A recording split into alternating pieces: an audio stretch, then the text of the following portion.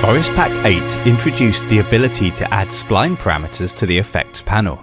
In the next few videos, we'll take a look at some of the effects that ship with Forest Pack 8 that use this new feature. We'll start with a simple effect that allows you to swap the geometry inside a spline to a subset of the items list. To illustrate what I mean, we'll scatter three objects: a mature pine, a young pine, and a stump. We'll change the colour IDs to make it a little bit easier to see which is which in proxy display mode. As you can see, as expected, Forest Pack is randomising between all three objects. But let's imagine there's a clearing being cut into this forest, and we want to change the trees inside this clearing to stumps, but without affecting their positions or their transforms. To do that, we can use the new Swap Geometry by Spline effect. To find it, go to the Effects rollout and click on the plus button to add a new effect.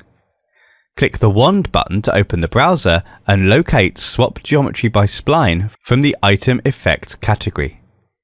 The effect will load and display several parameters. Let's take a look at what they do. First of all, we need to assign a spline to define the clearing. Click on the spline parameter and pick a closed path from the scene. Inside Outside is a toggle that allows you to choose whether the effect applies to items inside or outside the spline.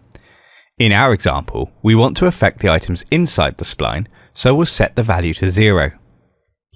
GeomList Start and GeomList End define the range of models that you want to swap the items inside the spline to.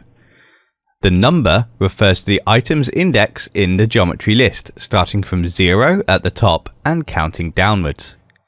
Using this logic to change all the trees to a stump, we set both the start and the end value to 2. And the final setting is called Fall Off Distance. This allows you to gradually blend the effect at the boundary instead of having a hard cutoff. And that's it, there's not a lot more to it, but there is one more feature that was added to Forest Pack 8 that I want to mention, called Apply to Models, and it's found just above the Parameters window. You can use this with any effects, and it acts as a kind of filter that allows you to control which types of items you want to be affected.